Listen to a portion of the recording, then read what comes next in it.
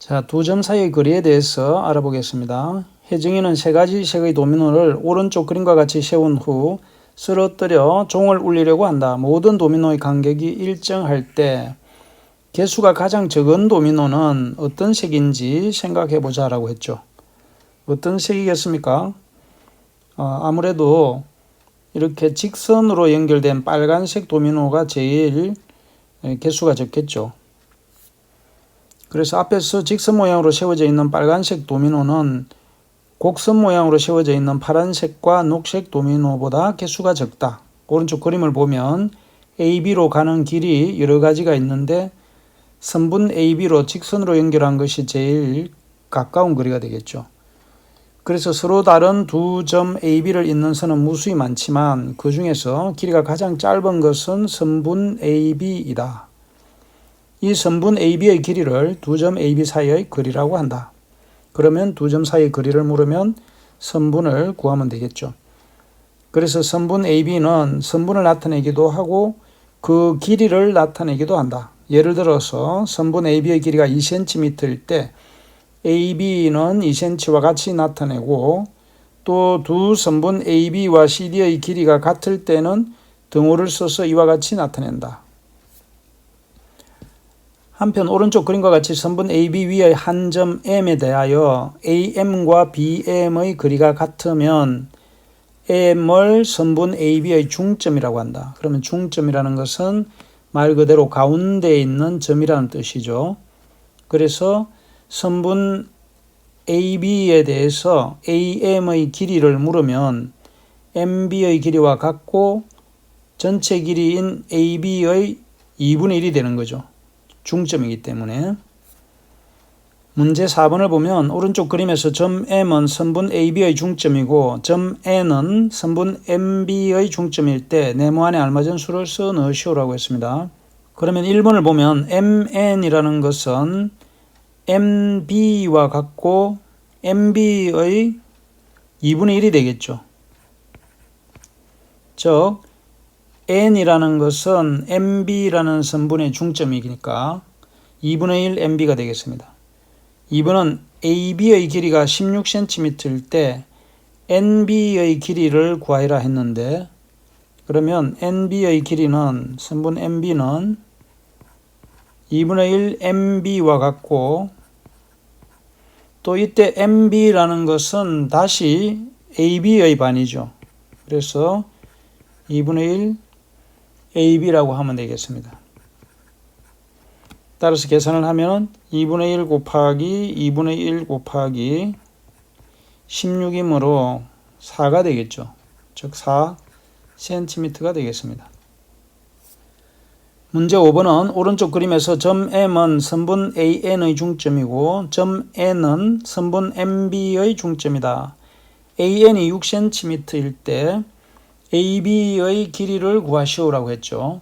그러면 점 M은 AN의 중점이기 때문에 선분 AM과 선분 MN은 길이가 같죠. 길이가 같고 모두 AN의 반이니까 2분의 1 곱하기 6이 되어서 3cm가 되겠죠. 따라서 AB의 길이를 구하려면 AB는 AM 더하기 MN 더하기 NB와 같겠죠. 따라서 구해보면 3 더하기 MN도 3이니까 3, MB도 마찬가지죠. 중점이므로 3이 되겠죠. 따라서 9cm가 되겠습니다. 다음은 각을 기호로 나타내는 방법에 대해서 알아보겠습니다. 컴퓨터를 이용한 문서 작업을 많이 하는 요즘 캘리그라피를 이용하여 나만의 개성 있는 글자체를 만드는 사람들이 늘어나고 있다. 같은 글자도 쓰는 방법에 따라 느낌이 많이 달라질 수 있다. 오른쪽 글자에서 시옷의 두 획이 만드는 도형에 대해서 생각해보자 라고 했습니다. 자, 사슴의 시옷 두 개가 되겠습니다. 그래서 위에 이 글자에서 시옷은 두 획이 한 점에서 만나서 각을 이루고 있다. 이게 각을 이루고 있다고 하는 거죠. 그러면 사자에서의 시옷과 섬자에서의 시옷은 각이 다르죠. 오른쪽 그림과 같이 한 점 O에서 시작하는 두 반직선 OA와 OB로 이루어진 도형을 각 AOB 또는 각 BOA라 하고 이것을 기호로 AOB 또는 BOA라고 나타낸다. 자, 여기서 한 번 더 정리를 하면 한 점 O에서 시작하는 두 반직선 OA와 OB로 이루어진 도형, 이게 바로 각의 정의입니다. 다시 한 번 더 이야기하면 한 점에서 시작하는 두 반직선으로 이루어진 도형이 각의 정의입니다. 그래서 나타낼 때는 각이라는 이 기호를 쓰고 AOB 이렇게 A에서 O로 와서 B로 가는 순서대로 또 B에서 O로 와서 A로 가도 같은 각이 되는 거죠. 그래서 각 AOB나 각 BOA는 같은 각입니다. 그리고 오른쪽 그림에서 보면은 각을 이루고 있는 것을 두 반직선을 각의 변 그 사이에 이루는 도형, 이것을 각이라고 하죠. A를. 또 간단히 해서 각 O, 각 A와 같이 나타내기도 한다.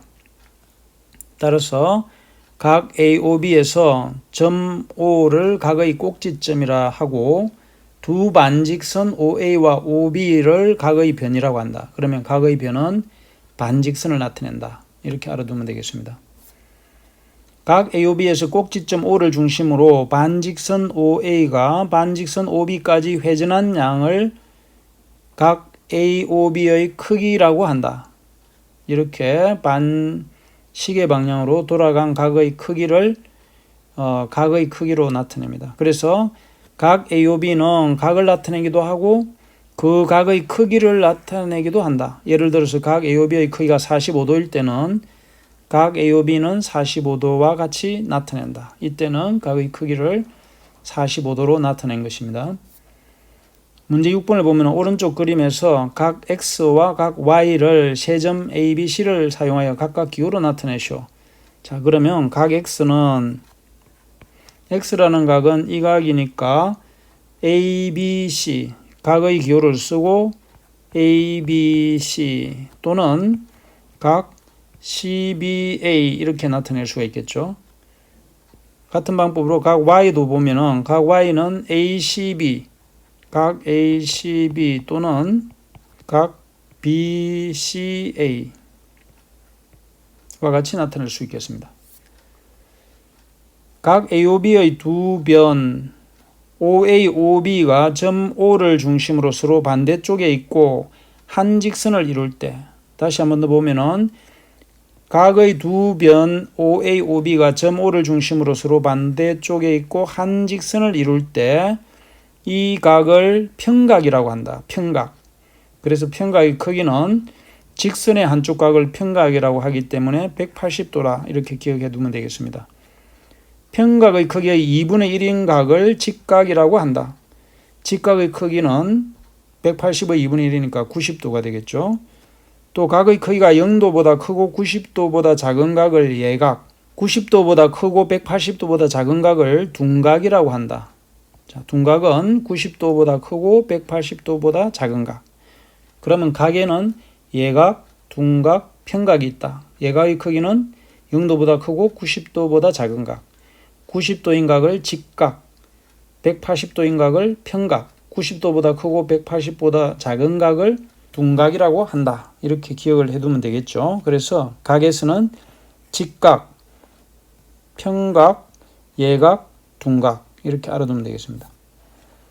문제 7번을 보면 오른쪽 그림에서 각 AOB가 평각이고 각 AOC가 35도일 때 각 DOB의 크기를 구하시오라고 했죠. 그러면은 각 DOB의 크기를 보면 전체 AB를 이렇게 나타내는 각은 평각이라 했죠. 그래서 180도에서 빼기를 35도를 빼고 또 직각인 90도를 빼면 나머지 각인 각 DOB가 되겠죠. 그래서 계산을 하면 55도가 되겠습니다. 이번 시간에는 두 점 사이의 거리와 각에 대해서 알아봤습니다. 수고 많았습니다.